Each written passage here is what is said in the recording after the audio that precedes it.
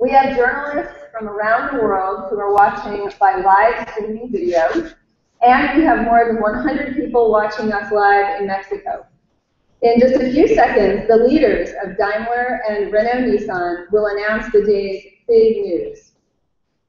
After that, my colleague at Daimler, Communications Vice President Jörg Hove, will moderate a question and answer session with both executives. We will start with some questions from Mexico City. We will then take questions by email from journalists watching this by the live stream.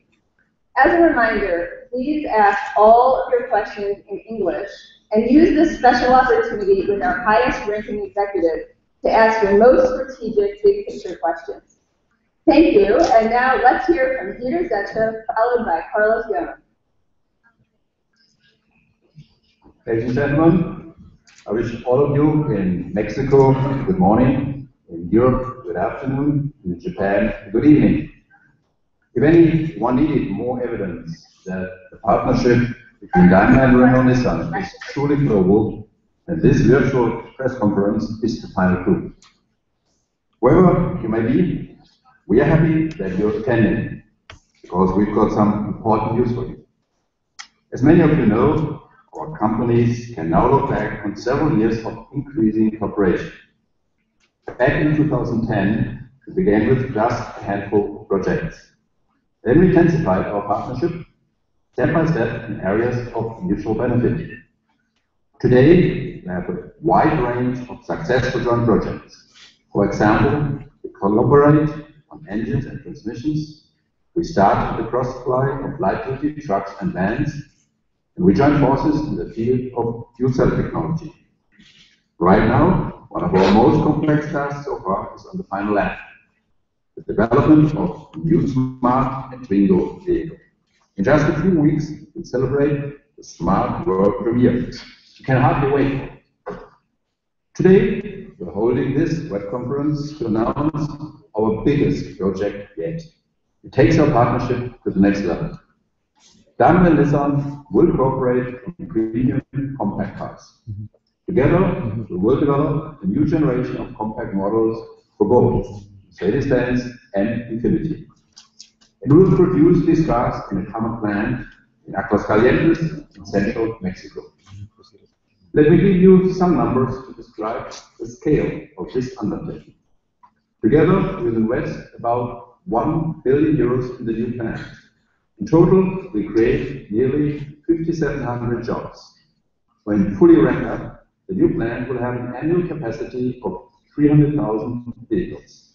Construction of the plant will begin next year. Production of Infiniti vehicles will begin in 2017, and the first Mercedes will roll off the assembly line in 2018. We're teaming up in this venture because it offers two advantages that are key to grow profitably in the compact segment. First, we'll share development costs. Second, combined production will be more efficient. That means we are leveraging synergies, while our vehicles will keep their completely independent characters. Infiniti will stay Infiniti, and the Mercedes is and will remain the Mercedes. So, why did we choose Mexico as our production site? The NAFTA region is extremely important to both of us. The US is the single biggest market for Mercedes-Benz, as well as for Infiniti. We anticipate demand for our compacts will continue to climb in North America. The plant in Aguascalientes will help us to serve this demand faster and more flexibly. Daimler already has 3 truck plants and a bus plant in Mexico. So we know the production location very well and have good experience there. We'll have access to the highly developed network of suppliers that are located in Mexico. What's more, Nissan already has its own production in Aguascalientes, which is a big advantage in terms of logistics and infrastructure.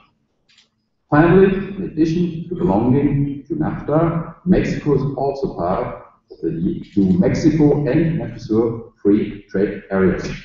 So we chose Aguascalientes for good reason, much as we chose Renault-Nissan as our partner. Both sides brings significant strengths to this project. Nissan is highly efficient and global in production. For 120 years, Daimler has stood for state-of-the-art German engineering and absolutely premium quality. I believe that's a very promising combination. With that, I hand it over to Carlos Ghosn, who will tell you more about the project. Carlos? Thank you, Dieter, and good day from that. This is by far the most significant project we have taken on in our cooperation with Daimler. When we began this cooperation 4 years ago, we were focused on Europe particularly, and we had 3 potential specific projects. Today we have more than 10 projects, and we are working on many more than that. Yesterday we celebrated the start of production at our new Infinity Decker powertrain plant in the US, particularly in the state of Tennessee. That plant will build a 2-liter turbocharged 4-cylinder engine for the Infiniti 250 sports sedan and the Mercedes-Benz C-Class. Today we are expanding further with 2 closely related items: the joint development of modules for the Infiniti and Mercedes next generation compact premium vehicles, and the production of those vehicles at our plant in Aguascalientes. And Aguascalientes is the first production location we are announcing. Infiniti and Mercedes will also produce jointly developed vehicles independently at separate plants on 3 continents. The scope of this project shows how our collaboration has become truly global in scope. Why are we working more and more closely together? First, this helps us achieve our objectives in the premium segment. Infiniti's goal is to capture 10% of the global premium vehicle market. To do so, we need to expand our model range, particularly in the growing compact premium segment. By partnering with Daimler on development and production costs, Infiniti will move faster and achieve greater economies of scale. Ultimately, this project is about being competitive with the best in class. Infiniti and Mercedes-Benz engineers will collaborate at every stage of development, from advanced engineering, design, to production.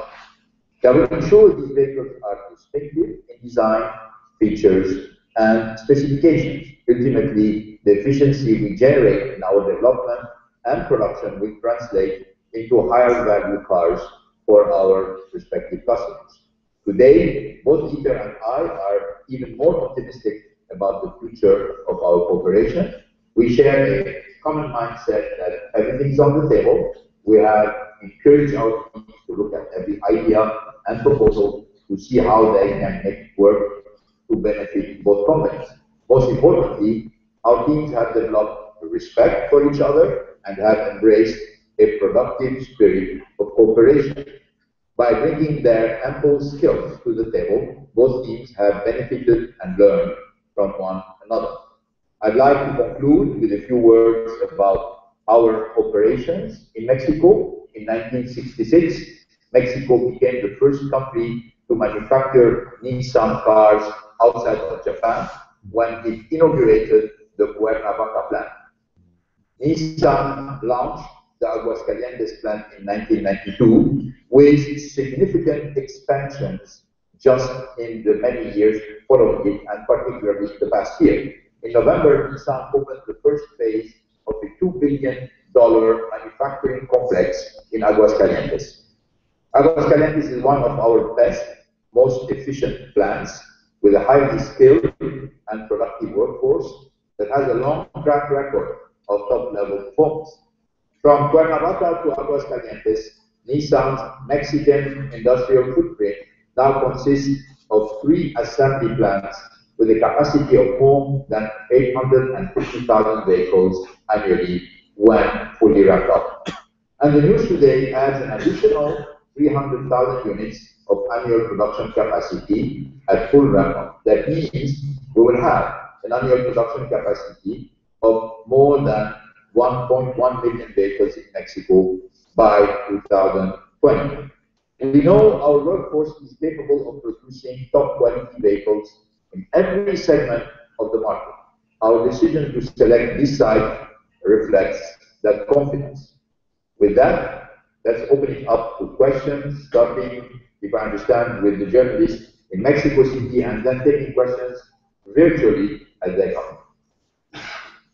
Thank you, Carlos Goen, and thank you, Edith Session. Ladies and gentlemen, it's now time for your questions. We will start with questions from Mexico City. We will then take questions by email from journalists watching our press conference by live stream. Again, please ask all your questions in English only. When asking your question, kindly give us your name and the medium you are presenting. And now to Mexico, and Herman Morgan, please, in Mexico City. Yes, George, thank you. Thank you for your introduction. We have a question here, please proceed. Hi, Victor Alemán, Grupo Reforma. This question is for both gentlemen. In the next 4 years, in the 4 years of your alliance, what have been the main benefits for both companies? Can we expect further common module family vehicles and, more important, more Mexican production? Okay, let's start with Carlos Goen, please. Answer. Well, I think, frankly, for Mexico, we're going to be concentrating for the next 4 years. For the next 4 years means that we're going from 2014 to 2018. We're going to be concentrating first into building the plant. We're going to be concentrating into preparing the plant for high quality production, and then we're going to wrap it up. So I think it will be premature today to say we're going to have more projects on in Mexico for the next 4 years. Now, if you expand and if you eliminate the 4 years and you say in the future, as you know, Mexico is a very big operation for Nissan. You heard from Peter that we also have high value for the Mexican workforce and the Mexican productivity. So there is no obstacle to how much we can achieve together in Mexico, even though I don't think today we have any specific project. You asked for our benefits from the last 4 years. I think they are definitely significant on both sides.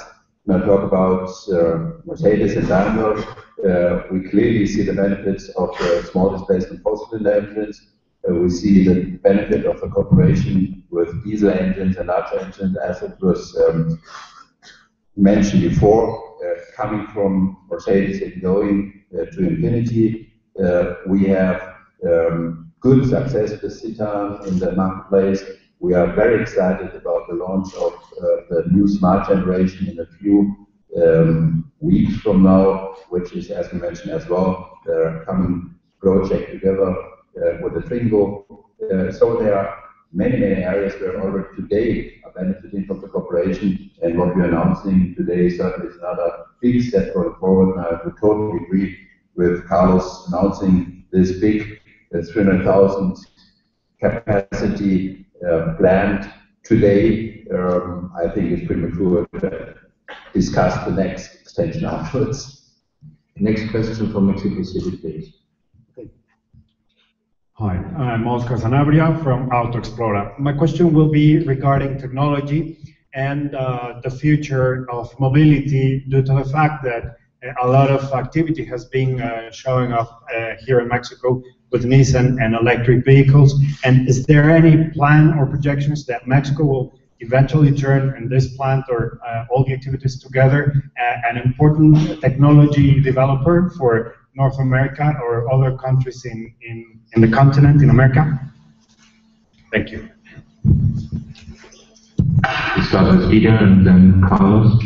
Well, again, that's certainly a potential going forward. At that point of time, we are planning vehicles with combustion engines for Mexico and for the markets which are supplied from Mexico. But as has been mentioned before, there's a very well-developed supplier base in Mexico. There's a lot of strength in this country. So this is certainly an opportunity going forward, but no specific plans at that point of time. Yeah, I would say that we don't have Mexican plans and US plans.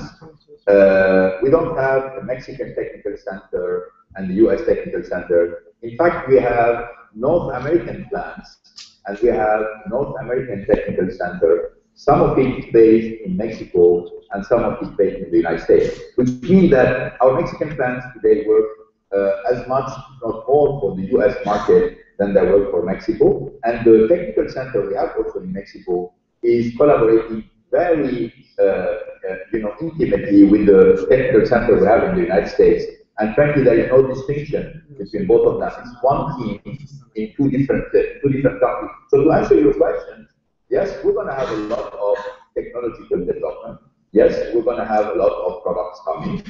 And the allocation of the product, is this part going to be done in Mexico or in the United States, the technical center of Mexico in the United States, is much more in function of the availability of, where do we have available capacity in order to do it. So yes, there are going to be more and more technological development in the North American continent, and this technological development will take place, I would say, in a balanced way between Mexico and the United States. So you can expect it.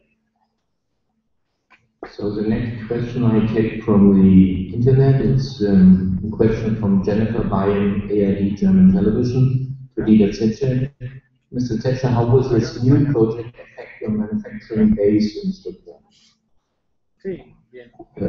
Certainly only in a positive way.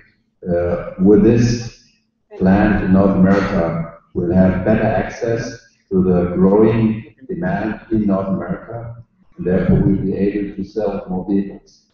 As obviously, with a high degree of localization, still not all parts will come from North America. There will always be delivery coming from Germany, and therefore the German plants will benefit from this expansion as well. Next question comes from Akito Tanaka from Nikkei, goes to Mr. Goen. Mr. Goen, is there any plan to use a common module family platform with Daimler?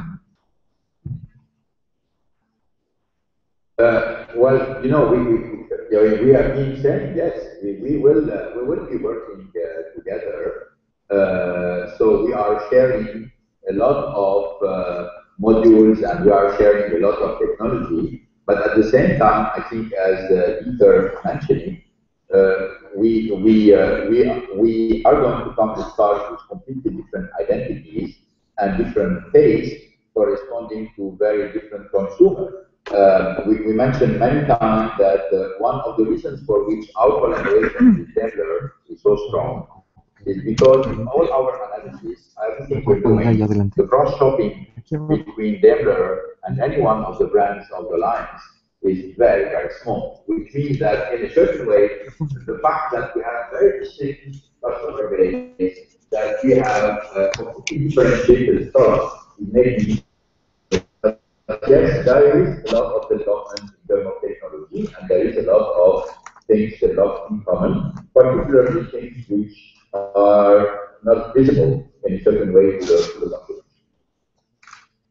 Next question goes to both CEOs. It's from Ed Taylor from Reuters News Service. Will the cars be built on the MFA architecture? And could we also see Nissan vehicles both delivered in Rastatt or at the Mercedes factory somewhere in Europe? We could start with Ivan Lohr.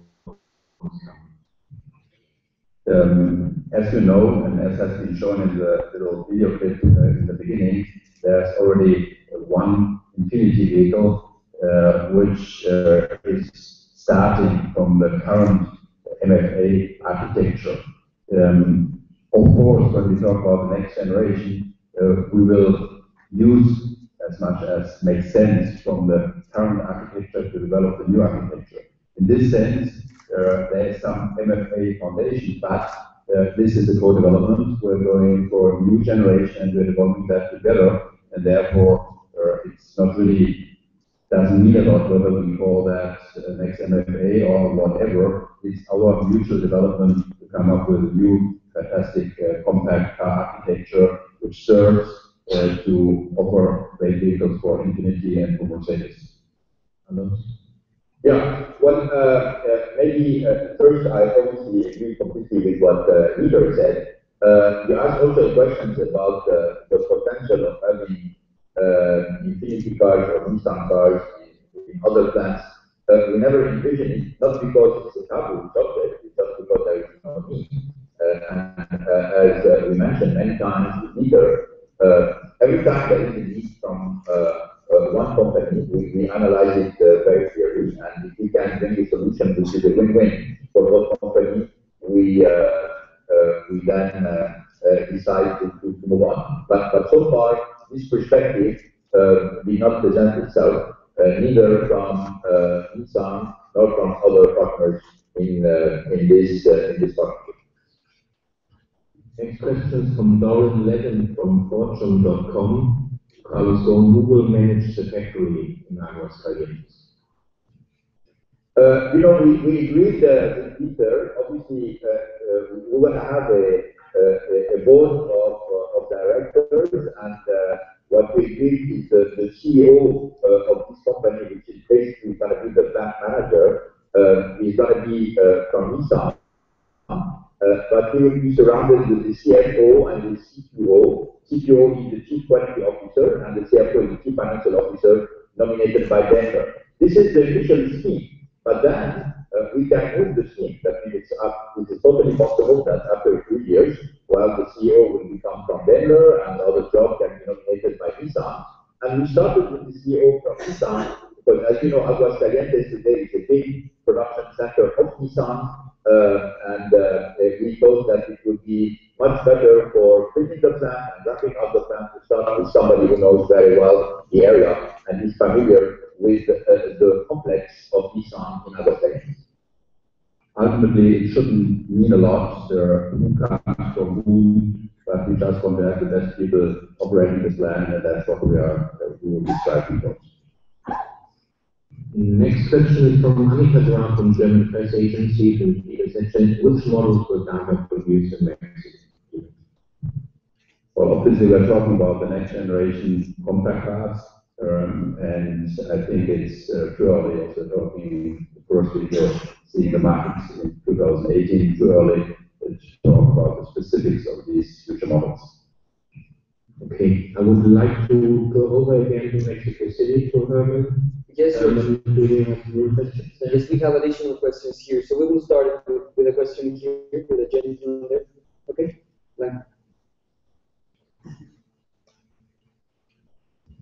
Hi, my name is Marta Raval. I'm from Grupo Reforma. The question is for both. Mexico is the fourth largest exporter in the world. Are you trying to boost the arrives in the next few years at a higher position?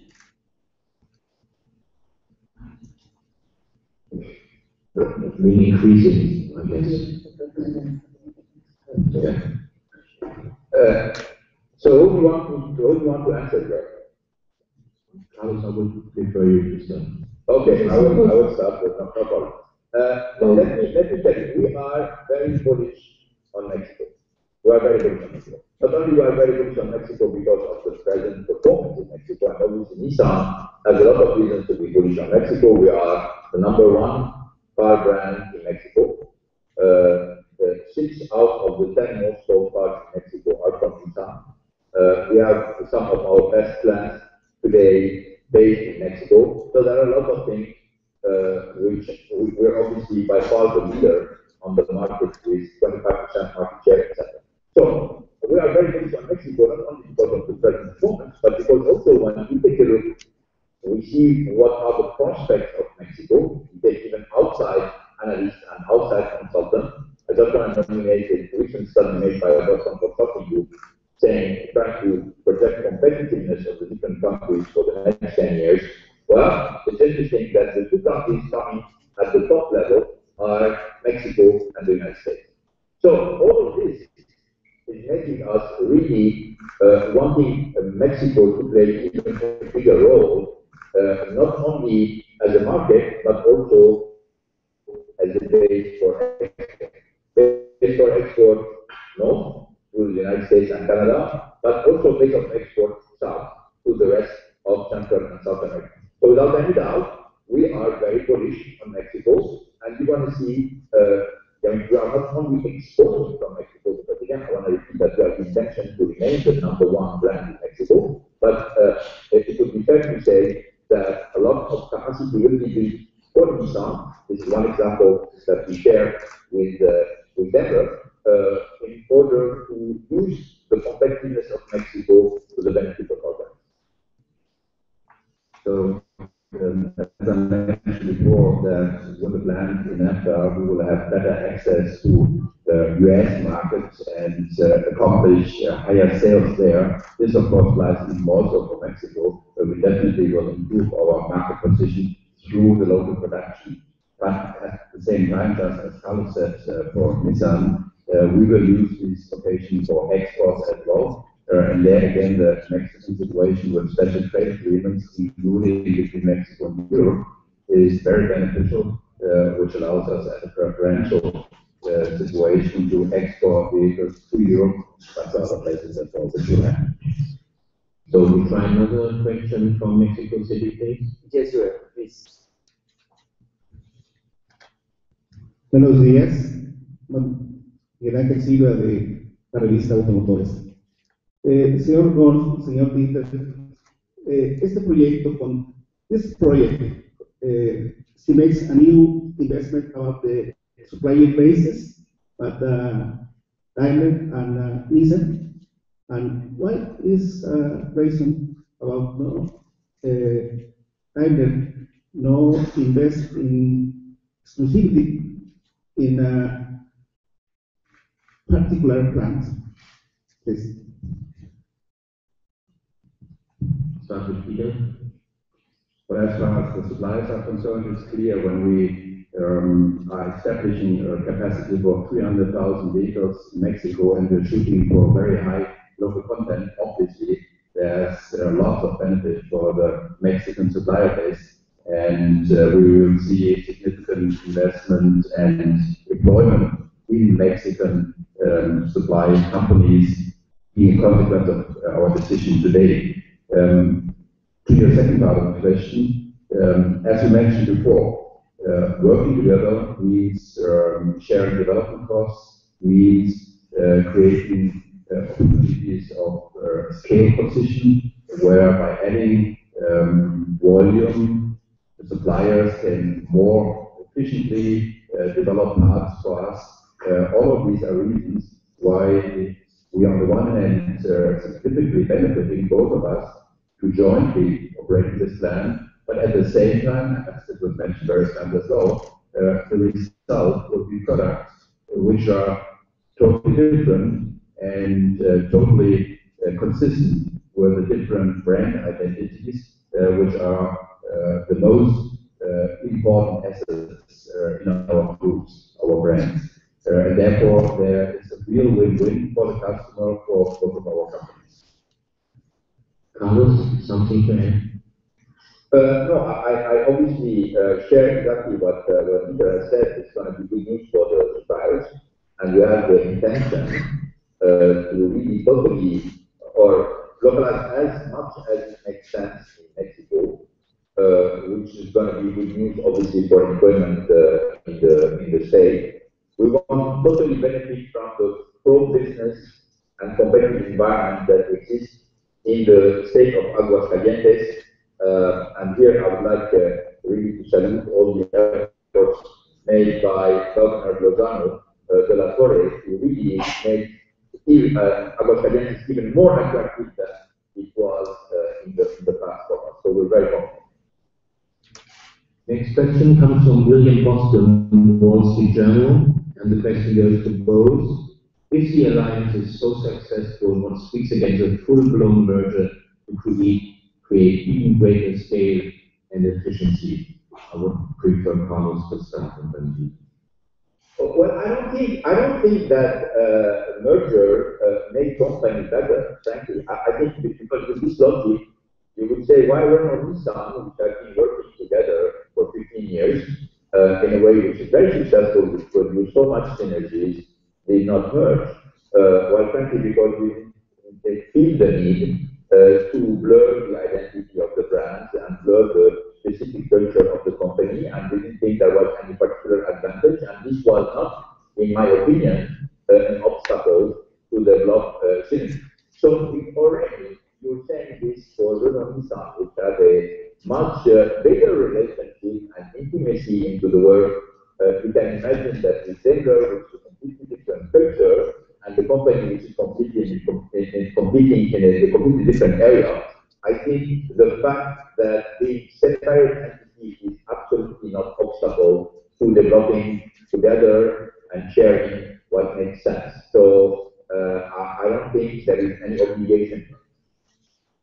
I would go so far to say the cooperation is so successful because it is not the result of a merger, and things we're doing together, we are not doing together because we have to, because we are a merged entity, but because we want to, because these projects make sense for all parties involved. So I think we have a perfect setup to create this very successful project together.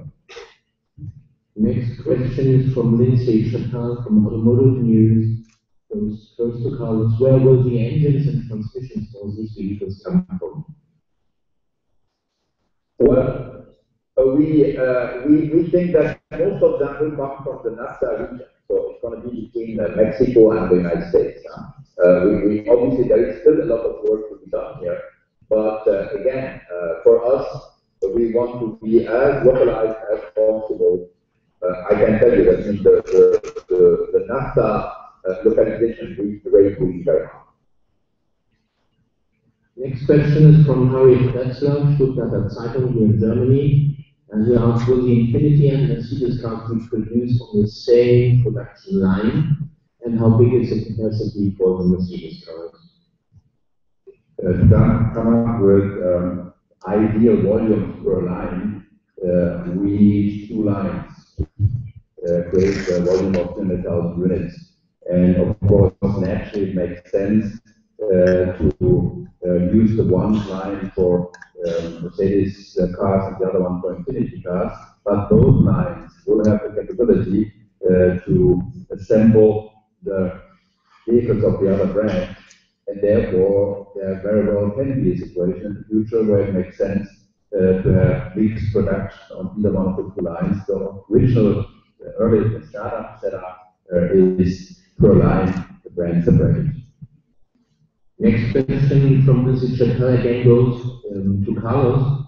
Did we understand you right to say that the partners will additionally produce the vehicles independently on other continents?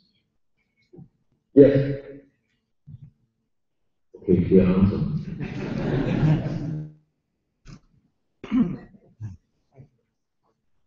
Another one from Stuttgart. Mr. Thatcher, which parts and components will be shared between Infiniti and Mercedes, and which won't?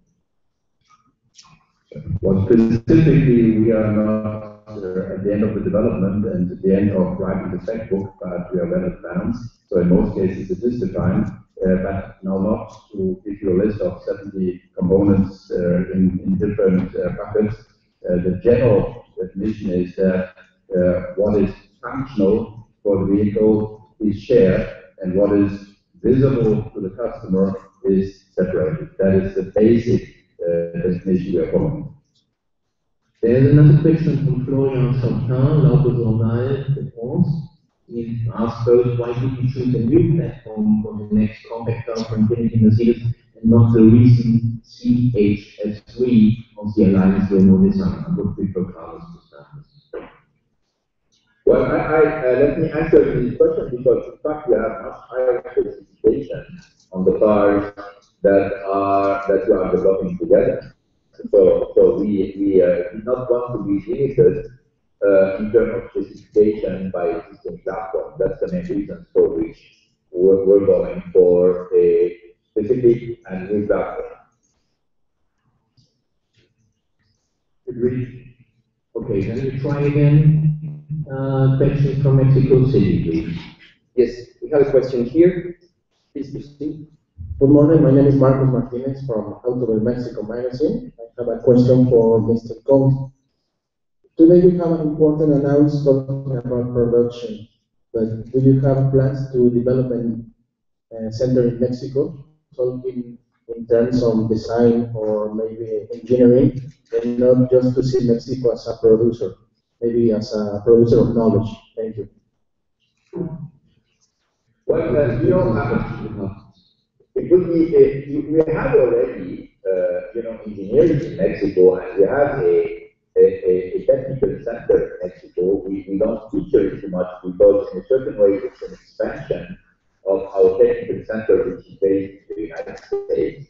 In fact, we have been developing and hiring a lot of engineers which are working on car development, on top, obviously, of all the process engineers which are based in our plants. So, but if your reference is about advanced engineering between people working on advanced technology and not only development of cars, for the moment, most of our advanced engineering, when we're talking about Nissan, is based in Japan.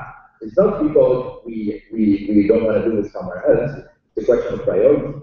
We give priority to the car development, component development, localization in the countries. And advanced engineering is much more concentrated in one specific country. But even with this, we have a lot of collaboration going on with labs, with universities. We have offices opening up in California and Silicon Valley. So you can see that with the time, what we have done in car development will expand to advanced engineering. But this is the second phase, and this is less urgent than what we are focusing on today. So next question from Mexico, please. Yes. Good morning. My name is Jorge Bonilla from Portugal. I have a question regarding the models that are going to be produced for Mercedes in Aguascalientes. We know for sure that it's the 30 is going to be the first one.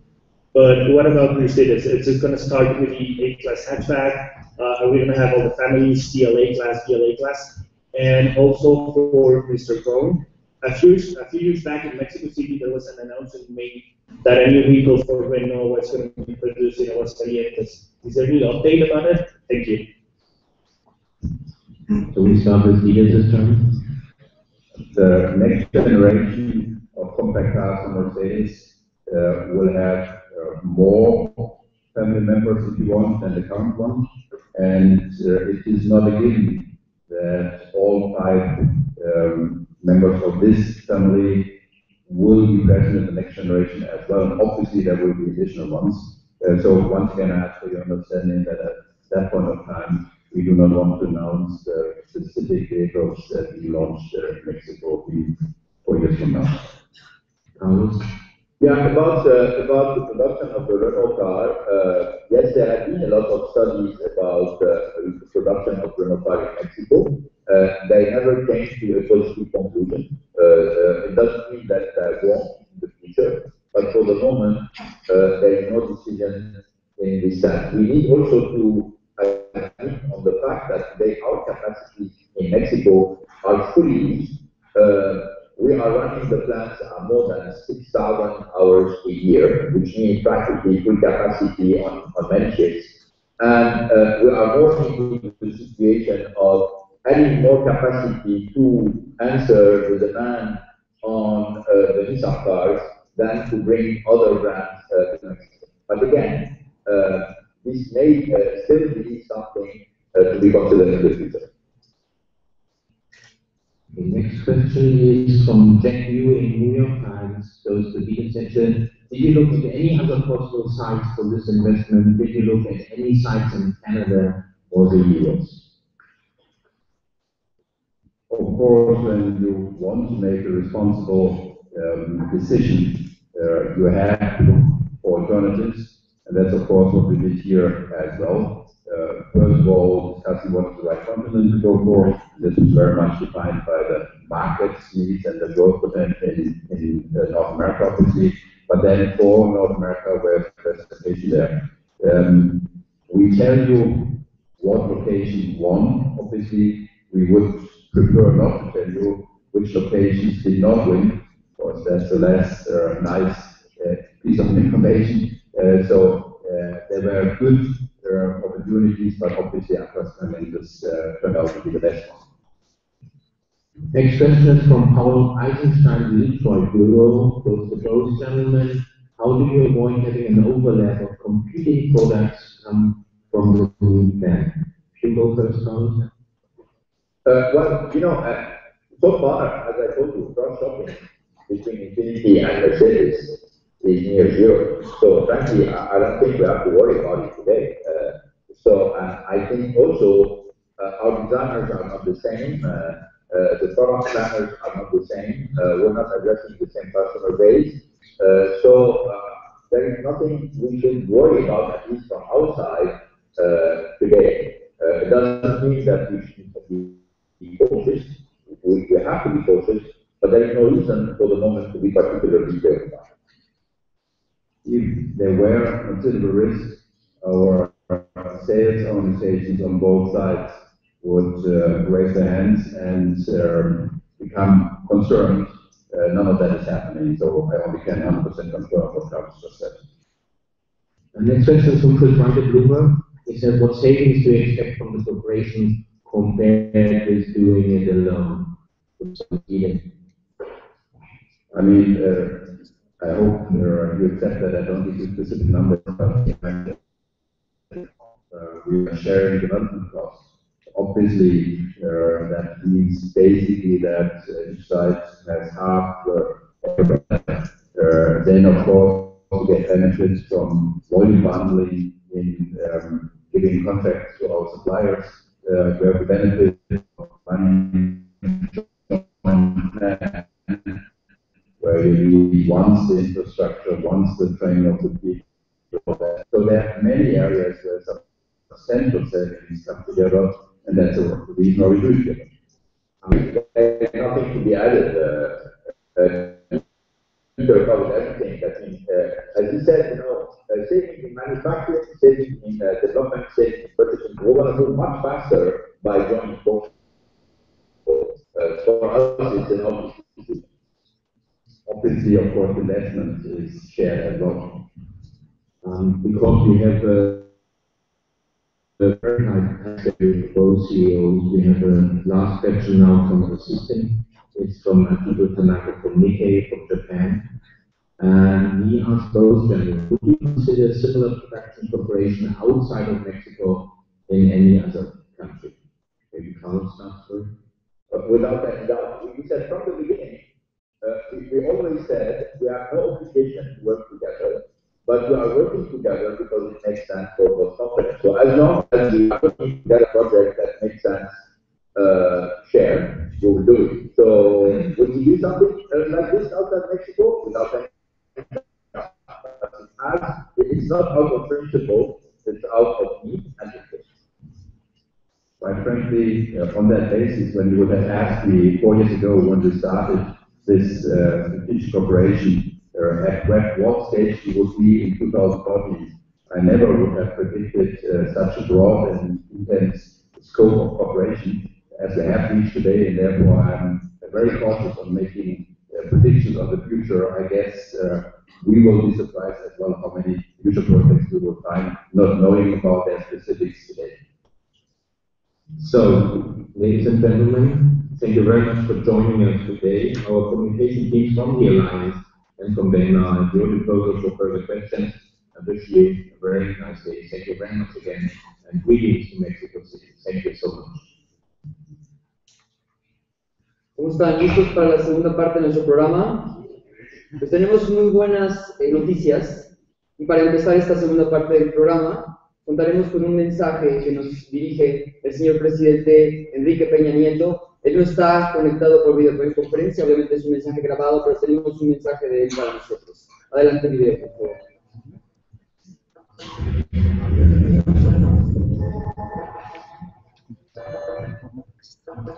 Muy buenos días. Me da gusto acompañarnos por este medio en un día tan importante para la industria automotriz de México. Felicito a las empresas globales, Daimler y Nissan, por su decisión de construir 2 nuevas plantas en nuestro país para la producción